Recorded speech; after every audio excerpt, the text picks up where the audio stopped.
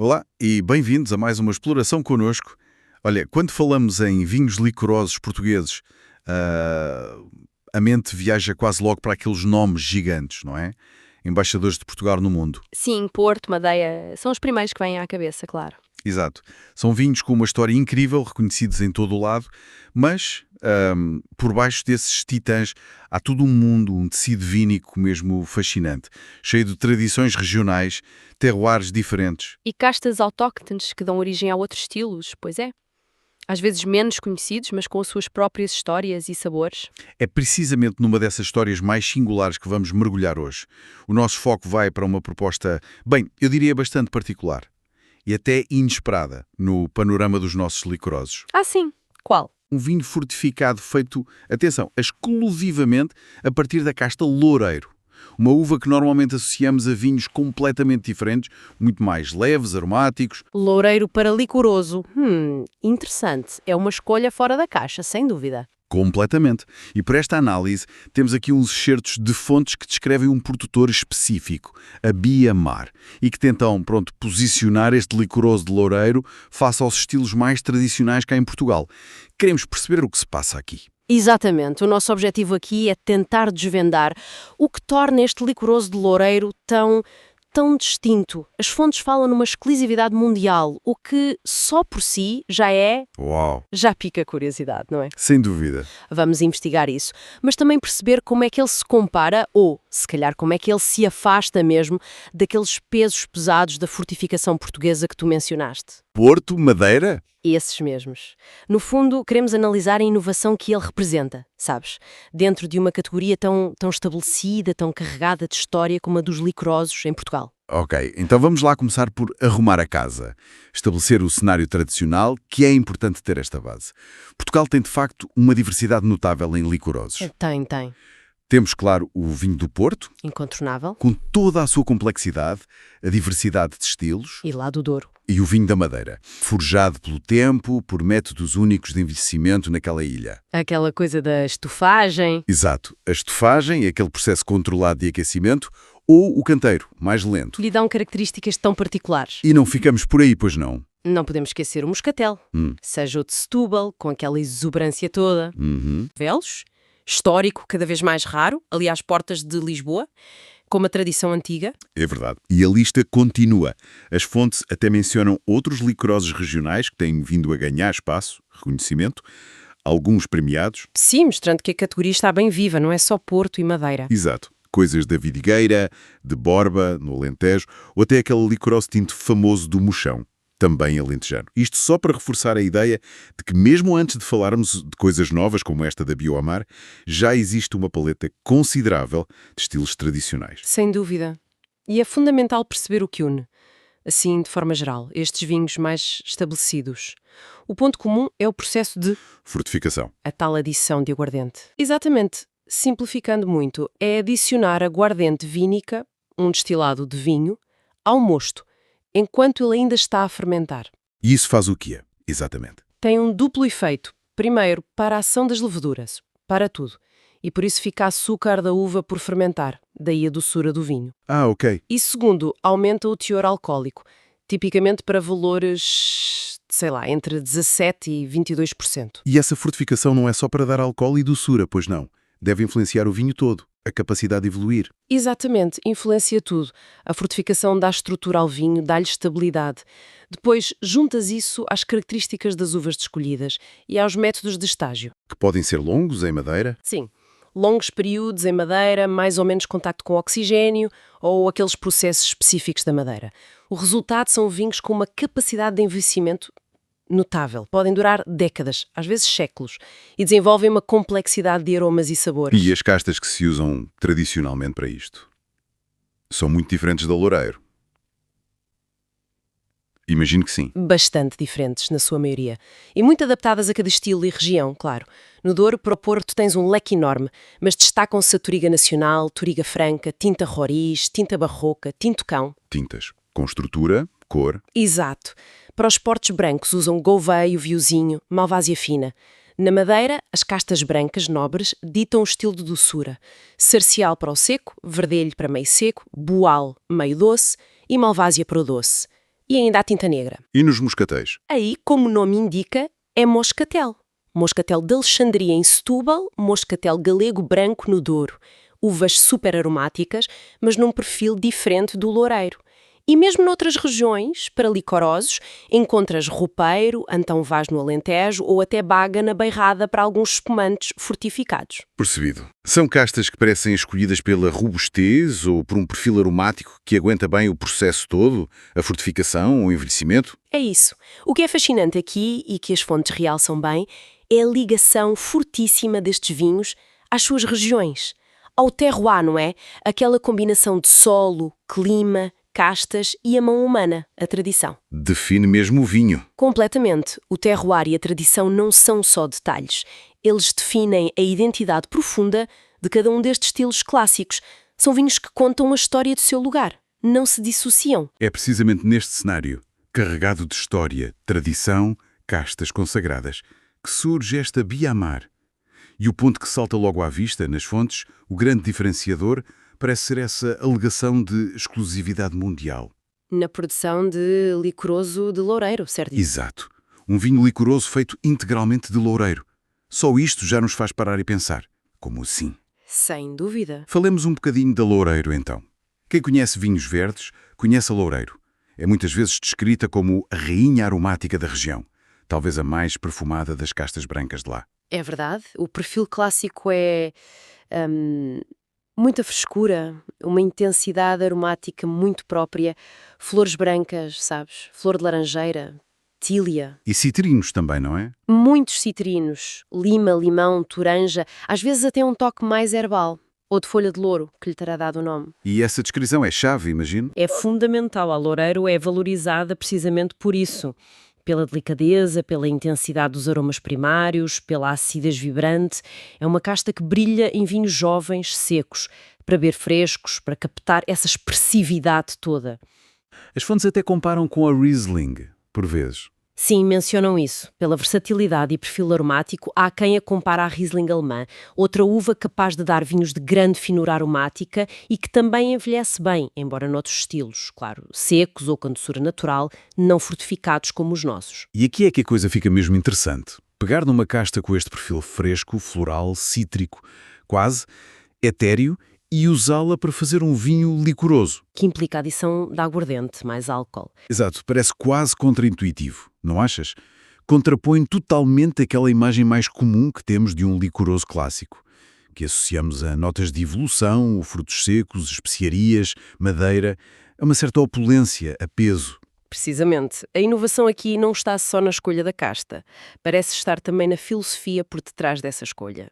Usar loureiro para um licoroso é de facto muito invulgar, quase um desvio à norma. Porque os clássicos usam outras castas, por outras razões. Exato. Como vimos, os licorosos clássicos portugueses tendem a preferir castas, tintas ou brancas, que ofereçam não só açúcar, que é importante para a doçura final, mas também uma estrutura considerável. Tipo acidez, taninos nos tintos, corpo. Isso. Uma estrutura que seja capaz de aguentar a fortificação sem se desequilibrar.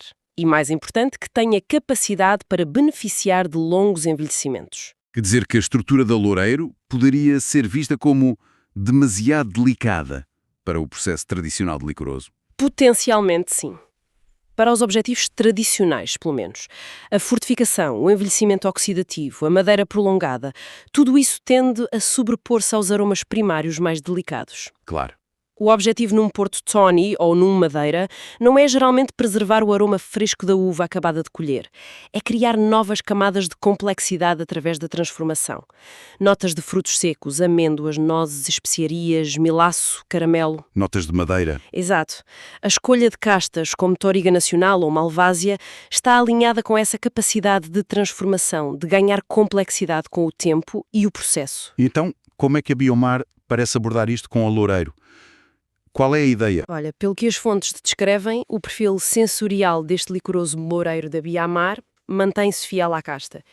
Descrevem-no como fresco, floral, cítrico. Mantém as características originais? Parece que sim. O que sugere uma abordagem diferente.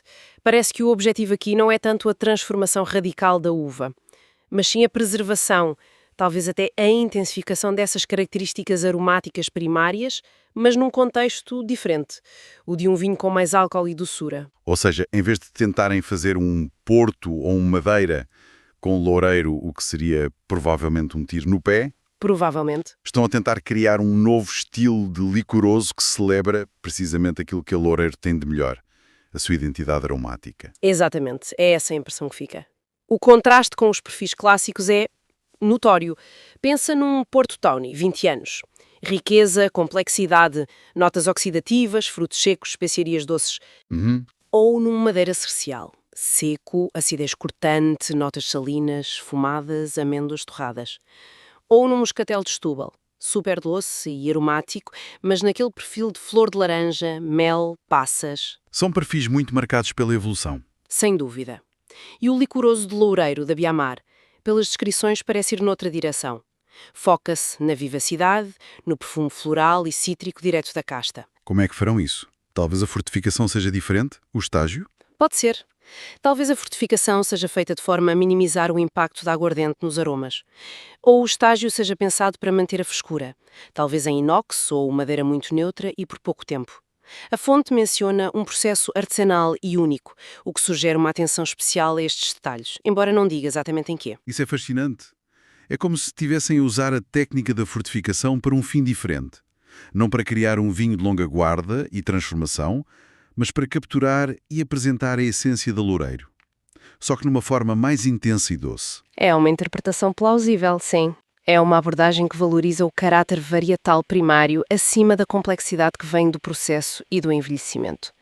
Pelo menos nos moldes clássicos que conhecemos. Representa uma filosofia diferente sobre o que um vinho licoroso pode ser. Para tornar estas diferenças ainda mais claras, a fonte que analisamos dá uma espécie de quadro comparativo. Põe a Biamar lado a lado com os outros estilos principais. Vamos lá ver os pontos-chave. Boa. Biamar licoroso, loureiro. Origem nos vinhos verdes. Casta única. Loureiro. Exclusividade mundial. Dizem que sim. Perfil. Floral, cítrico, fresco. Processo. Artesanal e único. Ok. Vinho de Porto. Origem no Douro. Castas. Diversas. Touriga nacional, etc. Exclusividade do estilo, mas não de licorosos em geral. Não. Perfil. Muito variado, mas geralmente rico, vigoroso, doce. Processo. Fortificado em envelhecimento variável. Certo. Vinho da Madeira. Origem na Madeira. Castas. Diversas. Cercial, malvasia, etc. Exclusividade do estilo. Não. Perfil. Complexo, muitas vezes com notas oxidativas, acidez alta. Processo. Fortificado, estágio longo, métodos únicos. A estufagem, o canteiro? Moscatel. Setúbal Douro. Origem nessas regiões. Casta principal. Moscatel. Exclusividade. Não. Perfil. Doce, muito aromático. Flor, casca de laranja, mel. Processo. Fortificado. Clássico. Abafados. Aqui a fonte diz que podem vir de várias regiões, usar várias castas. Exclusividade, não. Perfil, geralmente doce e fresco, tenta reter o caráter da uva. Processo. Interrupção da fermentação, muitas vezes com aguardente, mas talvez de forma mais flexível que os outros. Interessante essa nota sobre os abafados. Pois é, mas esta comparação, mesmo simples, ajuda a ver o espaço muito particular que a Bioamar ocupa. Não se encaixa bem nas gavetas existentes, pois não? Não de todo. E se ligarmos isto ao panorama geral que estávamos a discutir, fica claro que a Bioamar não está só a inovar por usar uma uva diferente. Parece estar, de facto, a propor uma filosofia alternativa para um vinho licoroso em Portugal. Uma filosofia diferente. Sim. Como disseste bem, enquanto os estilos tradicionais, no geral, apostam na estrutura, na capacidade das castas para evoluir e ganhar complexidade com a transformação, seja ela oxidativa, redutiva, em madeira, em garrafa, a Biomar parece focar-se em capturar e exaltar a expressão aromática primária, a identidade da loureiro, a sua frescura vibrante, mas apresentando-a num formato licoroso, com mais álcool e tesoura. Então, não é só uma questão de ingrediente diferente. É uma questão de intenção diferente. Do objetivo. Parece que sim. Parece ser uma intenção focada na expressão da casta. Talvez para um momento de consumo diferente. Ou para um consumidor que procura algo menos pesado, menos complexo do que um Porto ou Madeira tradicional, mas ainda assim com a intensidade e a doçura de um licoroso. O nicho, exatamente. Representa um nicho muito específico. A fonte insiste na exclusividade mundial, o que, a ser verdade, o torna ainda mais singular. É uma aposta corajosa, sem dúvida, que introduz algo novo, uma lufada de ar fresco, quase literalmente, pela descrição aromática. Boa. Numa categoria que em Portugal é profundamente marcada pela história, pela tradição, por estilos muito bem definidos e consagrados há séculos. Então, o que é que isto tudo significa no fim de contas? Qual é a grande mensagem a tirar desta nossa conversa? Parece-me que a ideia central é que este produtor, a Biomar, conseguiu mesmo esculpir um espaço único no panorama tão rico dos nossos licorosos. Concorda? E fê-lo através de uma aposta exclusiva e, vamos ser sinceros, bastante audaciosa, na casta Loureiro. Uma escolha nada óbvia para este tipo de vinho. Nada óbvio mesmo. O resultado, pelo que percebemos das fontes, é uma experiência sensorial distinta que privilegia a frescura, que celebra o perfil aromático floral e cítrico da Loureiro, em vez de o esconder ou transformar radicalmente. Preserva em vez de transformar, basicamente. Exato. E isto contrasta, de forma muito clara, e talvez de propósito, com a potência, a profundidade, a complexidade de evolução, a longa tradição de envelhecimento que associamos aos grandes nomes, Porto, Madeira. É exatamente, e é importante reforçar o que disseste. Não se trata de fazer hierarquias, de dizer que um é melhor que o outro. Não é nada disso. Claro que não. São propostas com naturezas e objetivos diferentes, apelam provavelmente a gostos e ocasiões de consumo distintas. O Porto e o Madeira são monumentos da enologia mundial. Ponto final. Têm uma história e uma complexidade inegável. Sem dúvida. Interpretação de potencial que talvez ainda não exploramos, leva-nos a uma reflexão final, não é? Sim, esta exploração da Biomar e do seu licoroso de Loureiro quase que nos obriga a fazer uma pergunta. Se este produtor consegue demonstrar que é viável e interessante criar um vinho licoroso que celebra a expressão aromática primária de uma casta delicada como a Loureiro, será que o mesmo não poderia ser feito com outras castas brancas portuguesas? Penso em castas igualmente conhecidas pelo seu potencial aromático, mas que tradicionalmente não vemos neste formato fortificado? Estás a pensar em quais, por exemplo? Talvez? Alvarinho, com aquela intensidade e estrutura toda, Sim. ou Arinto, com a acidez vibrante? Ou mesmo encruzado, Dudão, conhecido pela elegância, pela complexidade aromática. Sim. Exatamente essas ou outras. A questão é, que tipo de perfis sensoriais poderiam surgir se estas castas fossem abordadas com uma filosofia semelhante à que parece guiar a Biomar? Uma filosofia focada em preservar, em realçar a identidade aromática da uva, Exato.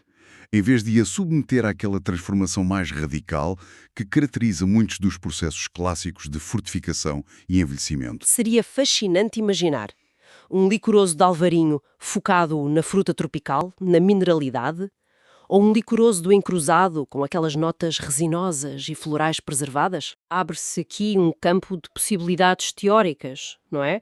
Poderíamos ter uma nova gama de licorosos portugueses, talvez mais leves, mais diretos aromaticamente, a complementar os estilos que já temos. Ou será que a química dessas outras castas reagiria de forma totalmente diferente à fortificação, dando resultados inesperados? Quem sabe? Fica a pergunta. Sobre o potencial que ainda pode estar latente na interseção entre a nossa vasta riqueza de castas aromáticas e o mundo tradicionalmente mais austero e transformador dos vinhos fortificados. A experiência da Biomar com a Loureiro, pelo menos, sugere que vale a pena explorar.